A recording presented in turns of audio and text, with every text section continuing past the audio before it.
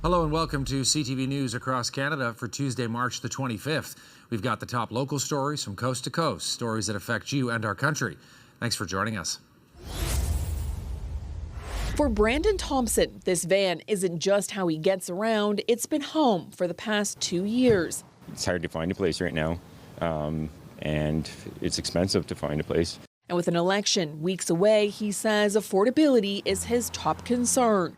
Gas being lowered and taxes would be nice. Liberal leader Mark Carney is vying for his first seat in the House of Commons in the riding of Nepean, just days after longtime Liberal MP Chandra Arya had his nomination for re-election revoked. I don't think that that's been very transparent on why he's leaving and Carney's coming in. I think that should be more transparent for sure. But yeah, I'm okay with it. I like Carney because he's a very smart man. Carney's new Battleground borders the riding of Carleton, where Conservative leader Pierre Poilievre is running for the 8th time. I think Pierre Poilievre would do the job. Pierre lived here the whole time, so he knows what is going on. And with polls showing the Liberals and Conservatives neck and neck, it's likely Canada's next Prime Minister will be from Ottawa for the first time in more than 140 years. Ottawa Mayor Mark Sutcliffe says he'll keep advocating for the city's needs with whoever leads the next federal government. I want to work with the federal government on making sure that Ottawa's economy remains strong, that we find ways to diversify our economy. And with trade tensions heating up and U.S. President Donald Trump's threats to Canada's sovereignty, the uncertainty has some voters on the fence. The partial truths that we're getting from Carney and the confusion we're getting from Poilievre. So it's hard to determine who's going to be the best one to take on Trump. Which has many eager to head to the polls on April 28th. It's time we need to do it, so we need to get something in place to counter our unfriendly neighbours in the south. And there have been several boundary changes to ridings in Ottawa, Eastern Ontario, and Western Quebec, including Pierre Poilievre's riding of Carleton, which has been expanded. Patricia? All right, CTV's Caitlin Wilson live for us tonight. Thank you. The federal election has been called and candidates are now making their case to lead our country. But it's a 2-week-old interview with Danielle Smith getting the most attention. Alberta's premier spoke with right-wing U.S. news outlet Breitbart, claiming the U.S. tariff war was hurting the federal Conservatives' chances at taking power in Canada. The longer this dispute goes on, politicians posture, and it seems to be benefiting the Liberals right now. She suggested Pierre Poilievre would be more in sync with the new direction in America and asked the Trump administration for help. Let's just put things on pause so we can get through an election. One political scientist calls her plea for help astounding. Hurts Danielle Smith because it looks like she is supporting the United States in the middle of a major trade war against Canada. During question period on Monday, Smith bristled at the NDP's suggestion she was encouraging foreign interference in the election. But I'm on Team Alberta, and I know that Team Alberta means doing everything we possibly can to support our energy industry. Canada's chief electoral officer says her comments did not cross a line. Rules on spending and third-party activities. The facts that you refer to do not trigger any of these. Also during the Breitbart interview, Smith said former Prime Minister Justin Trudeau got into a dish during his November meeting at Mar-a-Lago, relaying a Trump account of the discussion. He said that tariffs would result in Canada collapsing, and I think that was the wrong message to convey because it made us sound very, very weak. Both Prime Minister Mark Carney and Poilievre addressed the controversy on day one of the campaign Sunday. One of the decisions that Canadians will have to make, whether they want a government that is unified, that's standing up for Canada, and is taking focused action to build a better economy, or they want division and Americanism. My response is that the president has said that he thinks it would be easier to deal with a Liberal. And with good reason. The Liberals have weakened our country. He's been very blunt that he wants a weak Canada that he can target. And Tyler joins us from McDougall Center tonight. Tyler, the Premier has a busy week ahead, so where will she be heard by an American audience again? Tara, Premier Smith is set to go to Florida on Thursday, and she will speak at a conservative organization fundraiser. She'll be joined by U.S. political commentator and podcaster Ben Shapiro. Now, it should be noted, though, she's not willing to speak with all media or looking at that opportunity. Earlier today, she was set to address the media in Edmonton regarding a science funding announcement, but it was canceled. Tyler, thank you. Managing the next meeting. It's not just chairing the next public hearing. There is active work that should be happening through the mayor's office. We have conversations with the Oilers Entertainment Group in the province as one example, and there's many others. After a brief discussion, so he will now step aside unpaid from City Council in his role as mayor until the federal election ends at the end of April. If he wins, he's off to Ottawa. But if he loses, so he wants to finish out his term as Edmonton mayor and not seek re-election in October. It means for the second city election in a row, there will be an open race for mayor with no incumbent. Councillor Tim Cardmell is now the presumed frontrunner, positioned as a centre-right candidate. One political scientist says October is still a long way away. Plenty of time for others to step up. You have to have strong name recognition. And currently, I don't see anyone that is, really eager to contest this. But you never know. Somebody could come out of the woodwork and put forth a challenge. Now, 4 other Edmontonians are either registered or rumored to be running for mayor. We reached out to all of them for comment today and heard back from Malik Chukwoody and Todi Katarina. Now, while so he is on this unpaid leave during this election campaign, Councillor Karen Principe will cover his roles in meetings and at events as deputy and acting mayor. That is part of a pre-existing plan where councillors do sort of 4-week rotations through that role.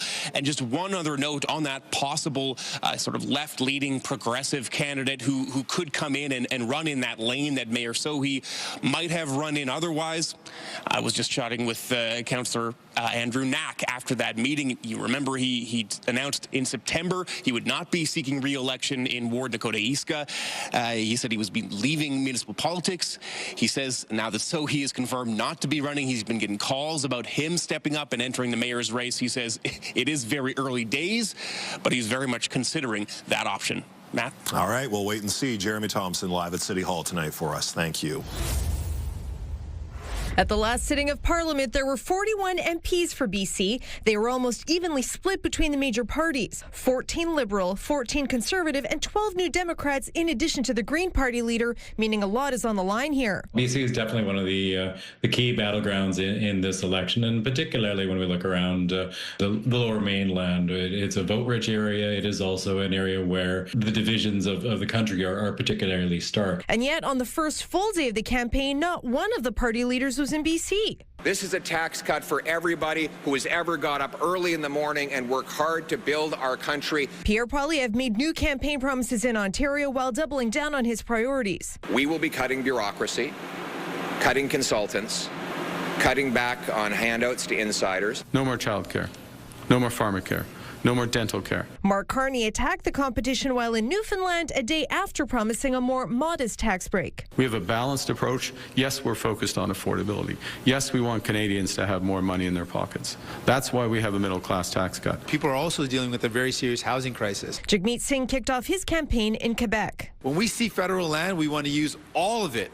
100% of federal land that's usable to build homes that are affordable, homes that are non-market housing. In the 2021 election, the island and rural areas were dominated by the NDP and Conservatives, while Metro Vancouver was mostly Liberal. I don't even know who are the candidates. And while not everyone is engaged, many British Columbians are looking forward to the next 5 weeks. Excited that we're going to have this opportunity to see what the major parties stand for.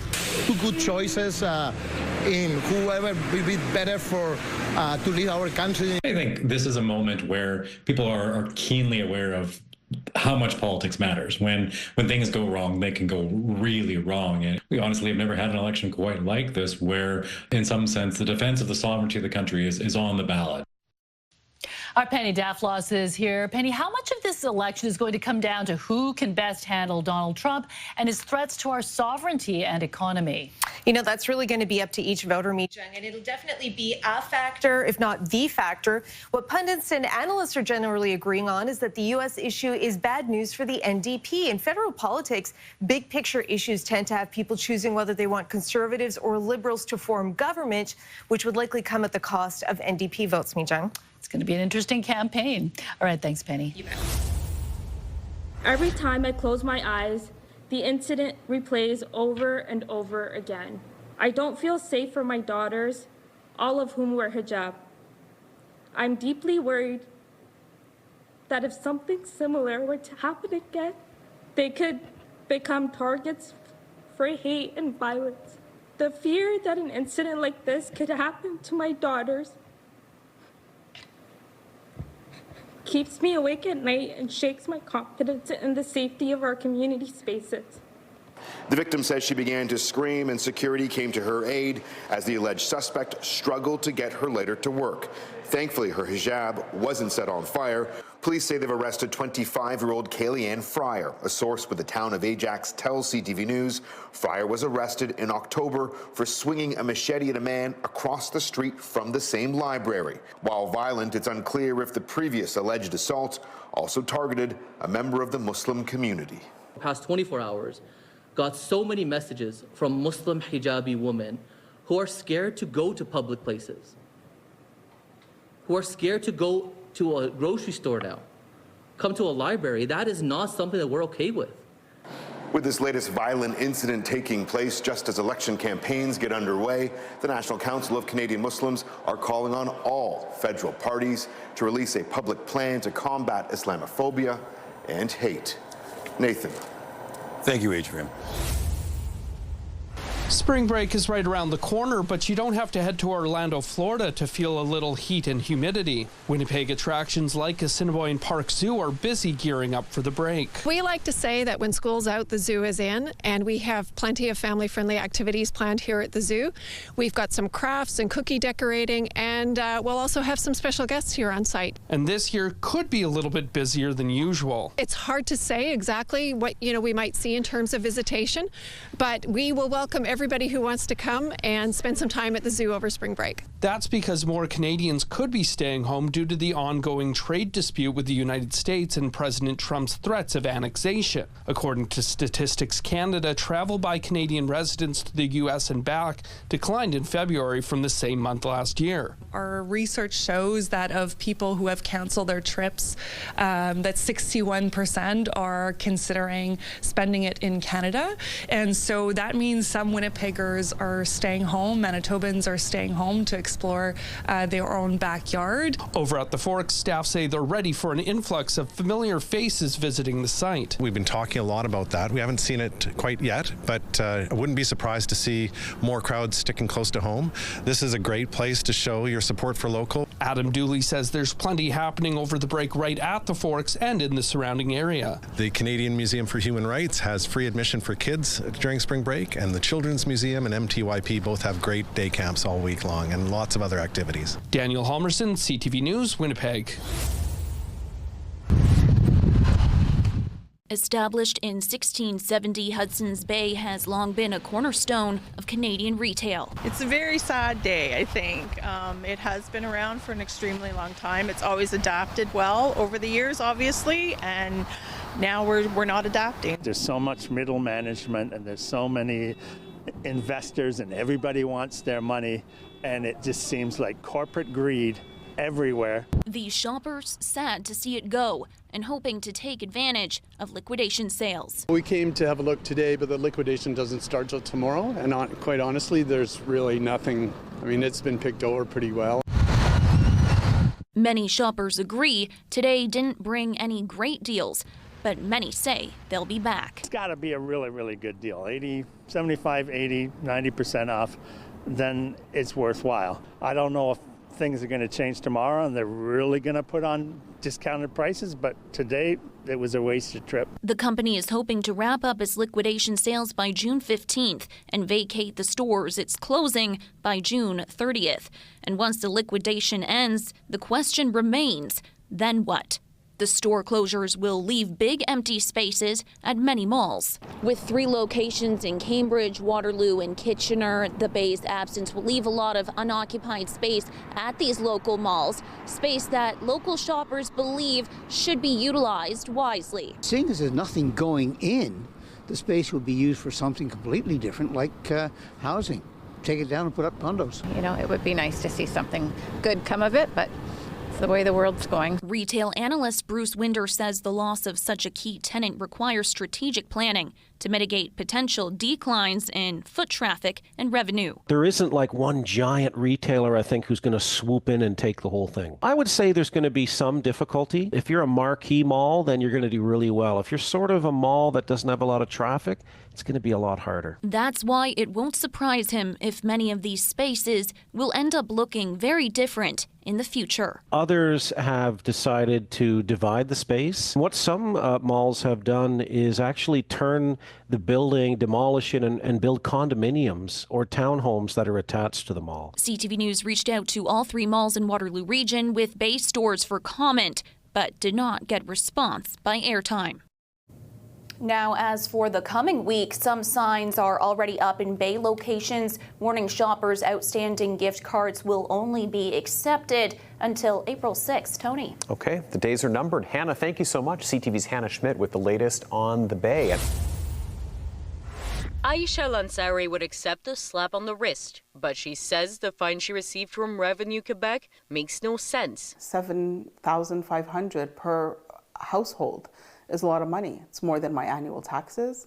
It's more than McGill's tuition for a year. Last fall, she paid $250 to list her home on a site for golf fans attending the President's Cup at Royal Montreal. She never got a booking, and had she, Lansari says she would have made sure to abide by any rules. Check with the city, let's see what the regulations are, what are the rules. In spite of that, she received a thick envelope 2 weeks ago. The Revenue Quebec mail states that without a tourism registration number, her listing was illegal. She expected a warning, not a massive fine. This fine has just created such anxiety and such stress for families who are already struggling. Patricia McIntyre, who lives across from the golf course, also listed her home and also never rented it. Still, a bailiff showed up at her door with a fine on New Year's Eve. It was extremely humiliating and intrusive. McIntyre believes the law is obscure and that the province could have instead warned residents like herself. Right, it's sneaky and predatory. We're not slumlords here. We're just families, you know? So it's not right to me. It's not right. In a statement to CTV News, a Revenue Quebec spokesperson says fines for violating the Tourist Accommodation Act range from $500 to $50,000 for individuals. Lansari says local officials should have stepped in to protect citizens. The city could have done its due diligence, knowing that in Il Bazaar we don't get tourists. They failed to tell us about renting. Borough Mayor Doug Hurley says he's aware of the issue but won't comment, calling it a provincial matter. McIntyre and Lansari say they plan to fight their fines in court. Laurence Brisson-Dubreuil, CTV News. It is important to me that he is held accountable. For an inappropriate comment made to Simcoe County's Deputy Warden Jennifer Coughlin 1 month ago in County Council chambers by Oro Medante's mayor. On February 25th, after a County Council meeting, councillors were to raise a flag to mark the beginning of the It Starts campaign, which aims to address discrimination throughout the county. At that time, I had requested that they come out to the flagpole, and at that time, the response from Mayor Greenlaw was, "Are you going to dance on that pole for us?" Obviously, I was taken back by it. I let him know that I would be walking away from that. Finding Greenlaw's comment to be disrespectful, she later called him to ask for a public apology. As I felt his comments were made on the county floor and the apology should be on the county floor. Mayor Greenlaw attended the March 11th council meeting, but an apology never came. A closed-door session did take place, but their topics forbidden to be discussed publicly. In lieu of no public apology, Conklin says she filed a complaint with the Integrity Commissioner and Ontario Ombudsman. I felt that this could be resolved between the two of us, And unfortunately, that didn't take place. CTV News reached out to the county for comment earlier this month when it became aware of the incident. The warden issuing a statement at the time saying he was aware that an incident occurred and that the county does not condone incidents that do not represent its values, making no mention of who was involved nor what was said. During the same period, the deputy warden opted to remain quiet and let the matter play out internally. Coghlan says an anonymous email that was sent out last week to several media outlets, county councillors, and Ontario Premier Doug Ford forced her hand. An individual claiming to be a county worker, calling Greenlaw's comments sexist, and calling out Coghlan for not speaking out. I'm remorseful for my comments, and I regret doing them. And believe me, it has been on my mind now for almost a month. Greenlaw apologizing publicly for the first time today, but says Coghlan suggested a vague apology, which didn't address her or the incident directly, was fine.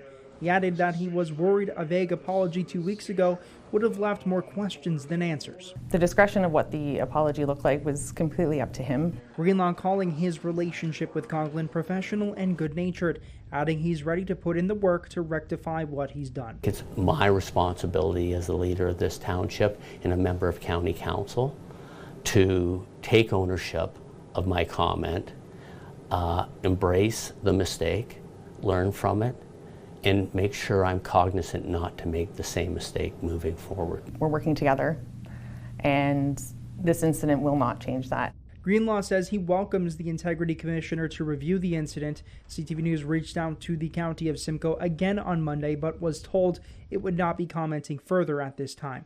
Christian Davino, CTV News, Barrie. Respect! Respect! Respect! Respect! A passionate plea motivated by patriotism. Hundreds of Canadians lining Windsor's riverfront facing the Detroit skyline. Trump is not making America great. He's making America hate. We love Americans. Dump Trump. It's a message not just about politics, however, but about relationships. Many here say they admire their American neighbors, but they're frustrated by the man leading them. It's not the American people that we have trouble with, it's Mr. Trump. So we just want to show the Americans that we're as patriotic as they are and we love you as much as you love us. And, you know, let's get this nonsense over with. For months, tensions between Canada and the U.S. have been growing, driven by President Donald Trump's threats of tariffs and even his suggestion that Canada should become America's 51st state. That's pushed some Canadians to quietly cut back on cross-border trips, a subtle form of protest by keeping their dollars at home. This reaction, however, much louder. Other than our buying power and not traveling to the States, how much can we do? So being able to come down here really makes us feel like we're doing something. Ironically, this cross-border protest was not started by anyone in Windsor, but by a Michigan resident, someone who believes the Canada-U.S. border should not divide people, it should connect them. We thought that, coming together was a strong message to send to show the White House that we really want to go back to what things used to be.